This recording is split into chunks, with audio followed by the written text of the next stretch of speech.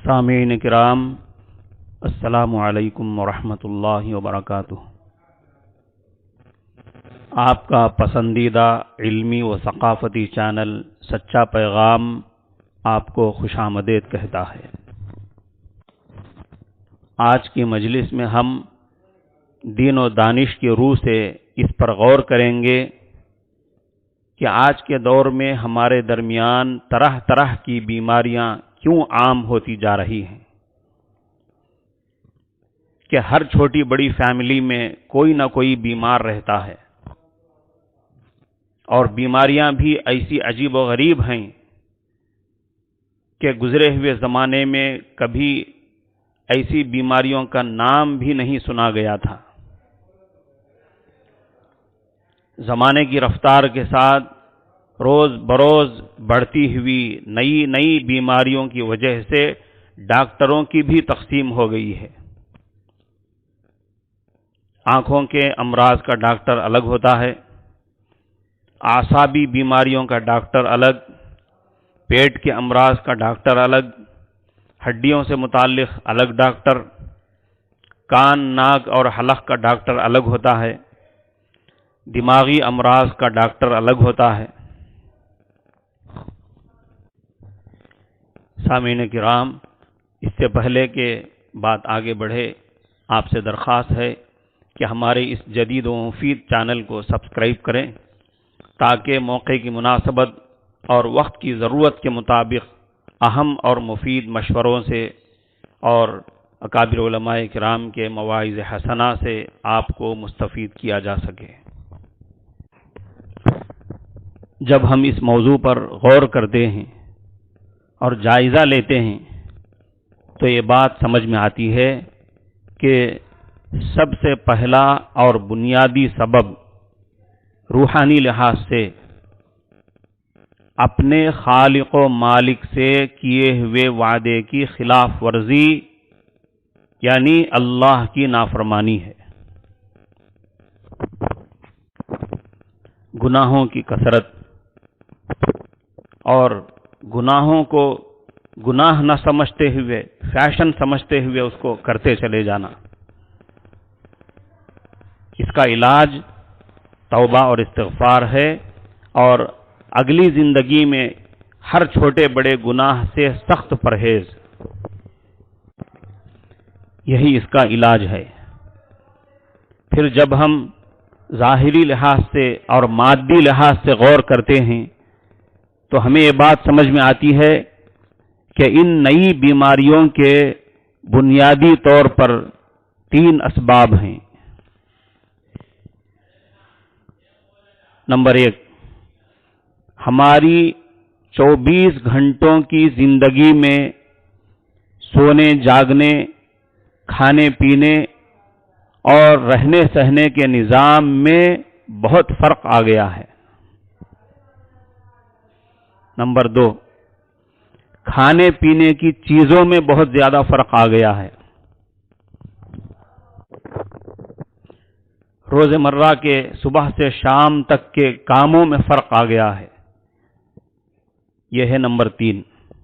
فرق آ جانے کا مطلب پرانے زمانے کے حساب سے، پرانے زمانے کے لوگ سونے جاگنے میں، کھانے پینے میں اور کام کاج کرنے میں قدرتی طرز زندگی اختیار کرتے تھے۔ صبح سویرے اٹھتے تھے، نماز، ذکر و اذکار اور تلاوت میں تھوڑا سا وقت لگا کر اپنے روز مرہ کے کام شروع کر دیتے تھے۔ مرد اپنی مزدوری ملازمت پر چلے جاتے، عورتیں اپنے گھریلو کام کاج میں مشغول ہو جاتی تھیں۔ زیادہ پیدل چلنا ان کی زندگی کا حصہ ہوتا تھا۔ بہت دور جانا ہوتا تھا تو سائیکل استعمال کرتے تھے۔ مشقت اور محنت ان کی زندگی کا معمول تھا۔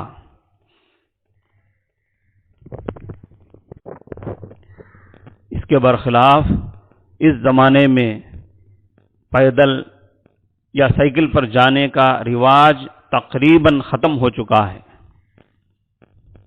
موٹر سائیکل یا کار کا استعمال بہت عام ہو گیا ہے۔ چھوٹی چھوٹی عمر کے بچے سائیکل موٹر کے عادی ہو چکے ہیں۔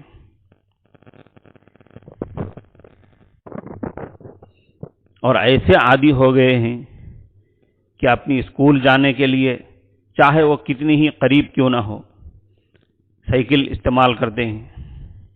اور عموماً لوگ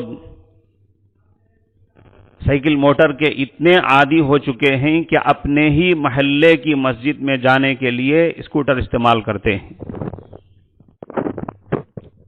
لوگ محنت کرنا اور مشقت برداشت کرنا بالکل پسند نہیں کر رہے ہیں۔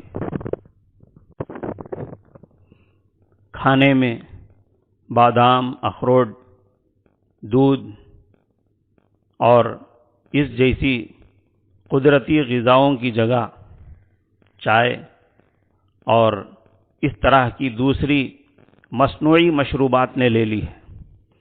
سادہ غذا کی جگہ مرغن غذاؤں اور فاسٹ فوڈ نے لے لی ہے۔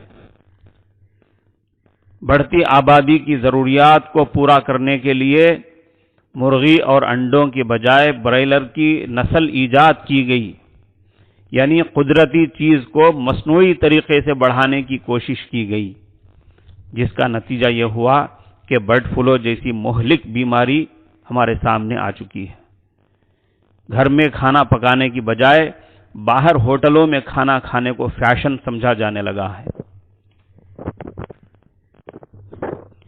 اسی طرح سونے جاگنے کا سسٹم اور اس کا ٹائم ٹیبل بھی اس زمانے میں بہت بگڑ گیا ہے۔ خصوصاً رات کے کھانے میں بڑی لاپرواہی برتی جاتی ہے۔ پہلے لوگ عشاء پڑھ کر 1-8 گھنٹے میں سو جایا کرتے تھے، اور کھانا عشاء سے پہلے ہی ہو جایا کرتا تھا یا عشاء کے بعد فوراً ہوتا تھا۔ اب رات کو دن بنا دینے والی لائٹوں کی وجہ سے لوگوں کو رات کا احساس ہی ختم ہو چکا ہے۔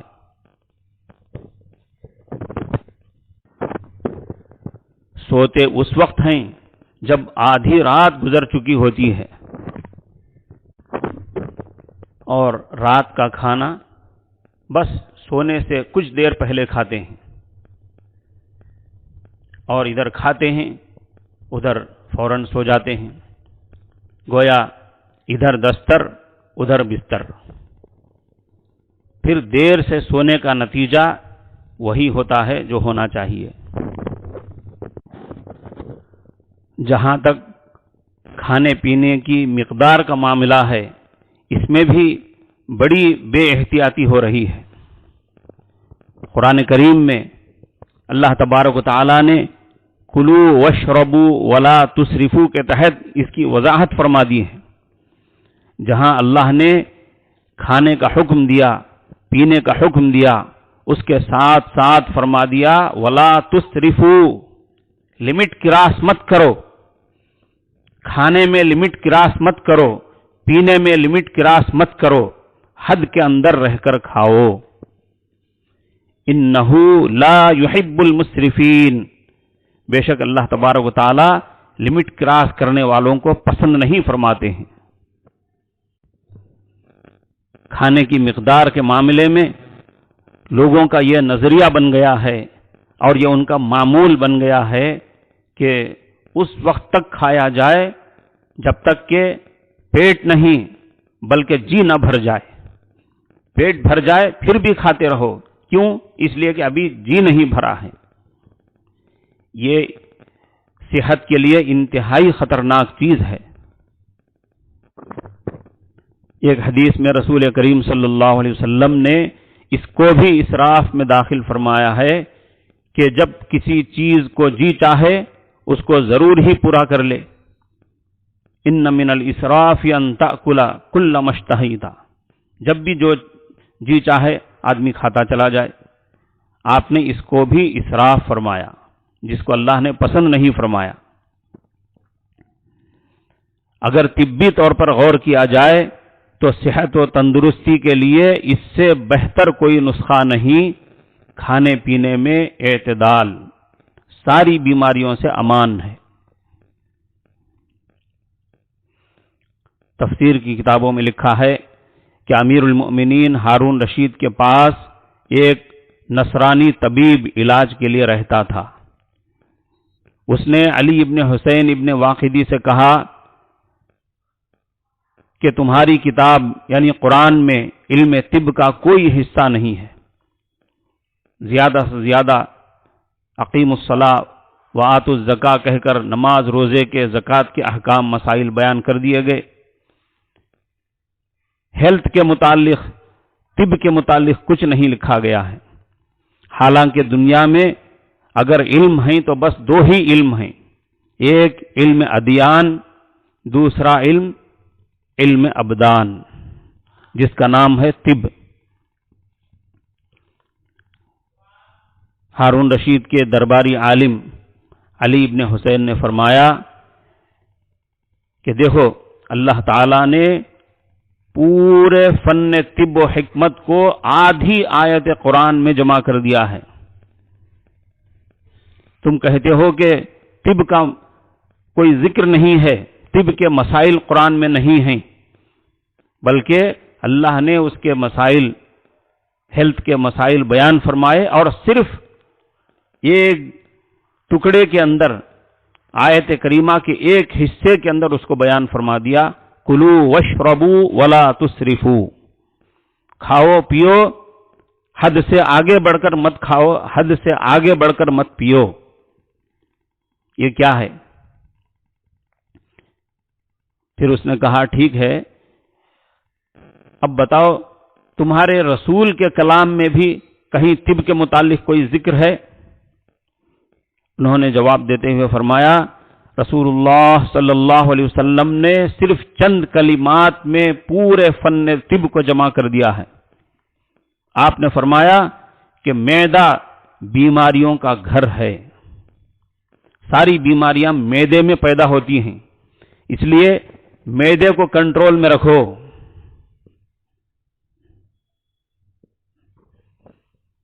آپ نے فرمایا مضر چیزوں سے پرہیز ہر دوا کی اصل ہے، نقصان دینے والی چیزوں سے احتیاط کرنا، پرہیز کرنا، یہ ہر دوا کی اصل ہے، اور ہر بدن کو وہ چیز دو جس کا وہ عادی ہے۔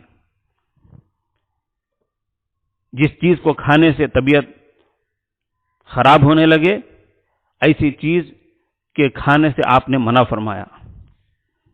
اسی کو آج کے ڈاکٹرز کہتے ہیں الرجی، کہ تمہارا بدن جس کو قبول نہ کرے ایسی چیزیں مت کھاؤ، ایسی چیزیں استعمال مت کرو، الرجی ہو جائے گی۔ نصرانی طبیب نے یہ سن کر کہا کہ تمہاری کتاب اور تمہارے رسول نے جالینوس کے لیے کوئی طب نہیں چھوڑی ہے۔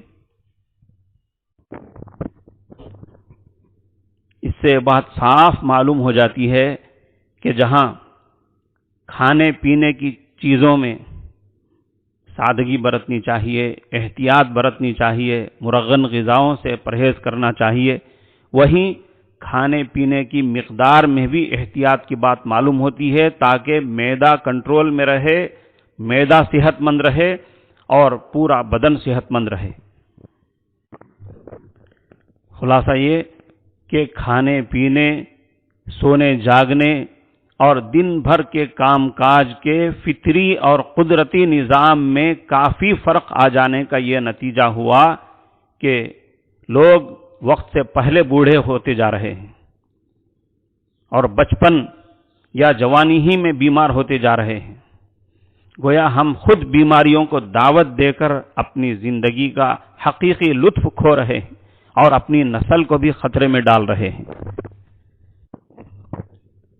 اگر ہم یہ چاہیں کہ بیماریاں بڑھاپے سے پہلے ہم کو سلام نہ کریں تو ہمیں اس قدرتی طرز زندگی کو اپنانا ہوگا جس کو قدیم زمانے کے لوگ اختیار کر کے صحت مند اور خوش رہتے تھے، اور ہمیں موجودہ سماج کا اختیار کیا ہوا مصنوعی طرز حیات چھوڑ کر الہی نظام زندگی اور قدرتی لائف اسٹائل کو اپنانا ہوگا۔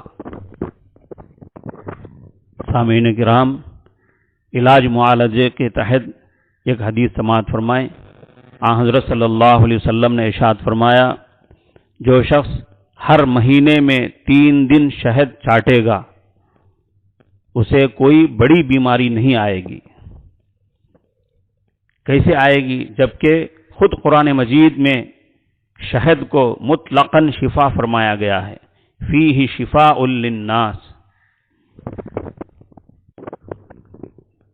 شہد جہاں قوت بخش غذا اور مزیدار چیز ہے، وہیں بیماریوں کے لیے نسخہ شفا بھی ہے۔ کیوں نہ ہو، خالق کائنات کی یہ لطیف گشتی مشین جو ہر قسم کے پھل پھول سے مقوی عرق، جوس اور پاکیزہ جوہر کشید کر کے اپنے محفوظ گھروں میں ذخیرہ کرتی ہے، یعنی شہد کی مکھی۔ اگر جڑی بوٹیوں میں شفا و دوا کا سامان ہے تو ان کے جوہر میں کیوں نہ ہوگا؟ بلغمی امراض میں بلا واسطہ اور دوسری بیماریوں میں دوسرے اجزاء کے ساتھ مل کر بطور دوا شہد کا استعمال ہوتا ہے۔ پرانے زمانے کے اطباء اور حکیم لوگ خاص طور پر معجونوں میں بطور خاص اس کو شامل کرتے ہیں۔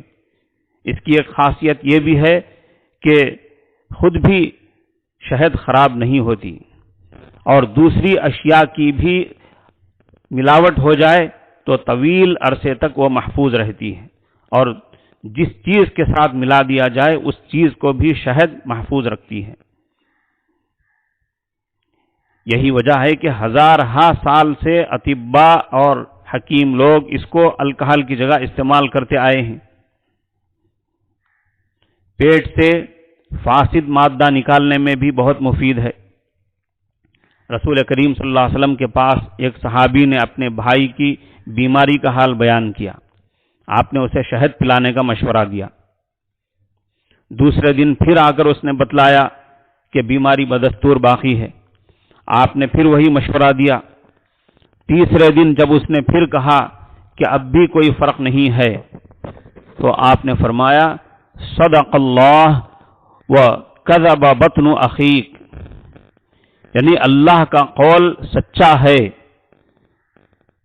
شہد کے متعلق جو اللہ نے فرمایا کہ اس میں شفا ہے، اللہ کی بات سچی ہے، اللہ کا قول سچا ہے، تیرے بھائی کا پیٹ جھوٹا ہے۔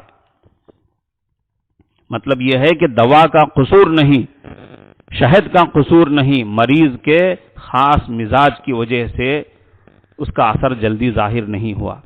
اس کے بعد پھر شہد پلایا گیا تو بیمار تندرست ہو گیا۔ سامعین کرام، شرعی مسائل کے موضوع کے تحت ایک مسئلہ سماعت فرمائیں۔ یہ مسئلہ میراث کا مسئلہ ہے، یعنی ترکے کا مسئلہ۔ ترکہ یا مرحوم کی پراپرٹی اس کے وارثین کے درمیان تقسیم کے سبجیکٹ کو سننے سے پہلے ہمیں اس کے متعلق چند بنیادی باتیں سمجھ لینی چاہیے۔ ہمارے دین و شریعت میں ترکے کے سبجیکٹ کی بڑی اہمیت ہے، کیونکہ اس کا تعلق حقوق العباد سے ہے، بندوں کے حقوق سے۔ اگر اس سبجیکٹ کا علم نہ ہو تو یہ ہوگا کہ یا تو ہم نقصان اٹھانے والے بنیں گے یا ہم دوسروں کو نقصان پہنچانے والے بنیں گے۔ اگر ہمیں اپنے مرحوم بھائی، مرحوم بہن، مرحوم اولاد، مرحومہ بیوی، مرحوم دادا یا مرحوم والد کی طرف سے حق مل رہا ہے، جو تھوڑا بھی ہو سکتا ہے یا لاکھوں کروڑوں میں بھی ہو سکتا ہے، تو ہم اس کا مطالبہ کرنے اور لینے سے رہ جائیں گے اگر ہمیں مسئلہ معلوم نہ ہو۔